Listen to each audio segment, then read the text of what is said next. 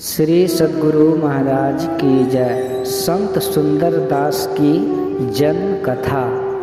संत दादू दयाल जी महाराज बड़े उच्च कोटि के संत हुए। उनके एक शिष्य थे जिनका नाम था जग्गा जी।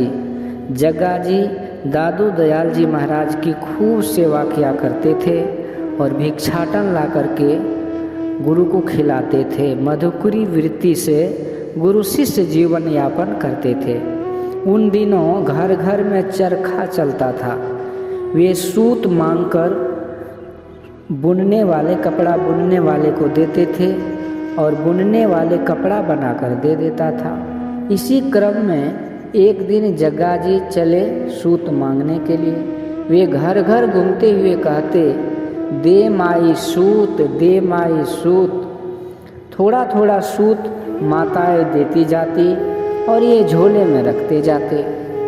एक माई ने कुछ अधिक सूत देते हुए कहा, लो बाबा सूत।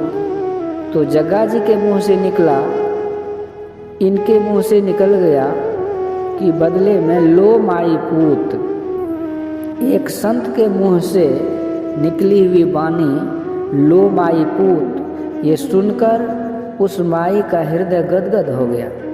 उसने और अधिक सूत लाकर झोले में डाल दिया। जग्गा जी सूत लेकर दादू दयाल जी महाराज अपने गुरु के पास पहुँचे। संत दादू दयाल जी महाराज अंतर्यामी और दूरदर्शी थे। उनकी दृष्टि से कुछ भी ओझल नहीं था। फिर भी लोक व्यवहार निर्वहन हेतु उन्होंने पूछा जग्गा जी से कि इतनी थोड़ी ही देर में इतने अधिक सूत तुम कहाँ से ले आए? जग्गा जी ने उत्तर में निवेदित किया। जग्गा जी ने कहा, गुरुदेव, सूत मांगने के लिए मैं कई घरों में गया। उन स्थानों से थोड़ा थोड़ा सूत मिला। इसी क्रम में जब मैं एक अन्य गृह में गया तो उस गृह से एक कन्या, एक माता जी मेरे सामने आई। मैंने कहा, दो माई सूत। तो उसने कुछ अधिक सूत मेरे झोले में डालकर कहा, लो बाबा सूत।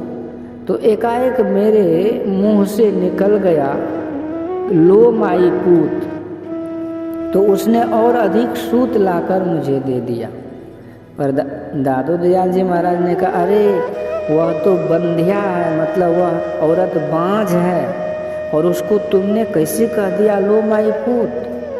जग्गा जी बोले, गुरुदेव, मुझसे भूल हो गई, क्षमा करें।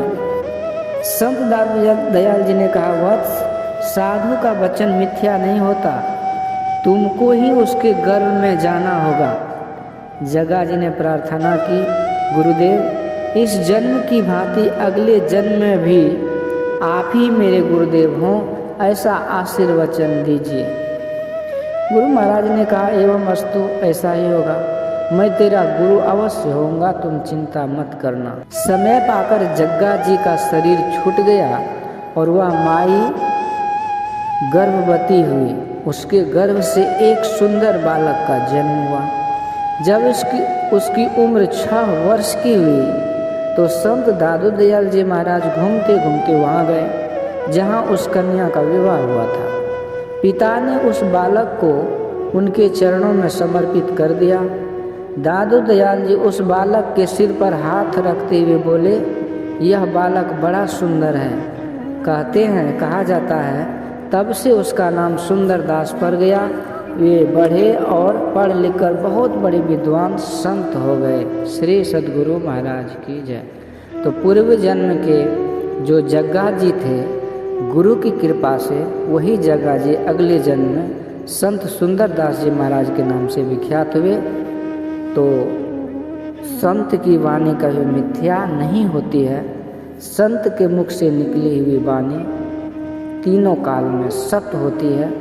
और इस रोचक प्रसंग, इस कथा से ये ज्ञान मिलता है कि संत महापुरुष कब किसको किस रूप में आशीर्वाद दे देंगे यह कहा नहीं जाता। गुरु गुण अमित अमित करी जाना, संक्षेप ही सब कही बखाना। श्री सद्गुरु महाराज की जय।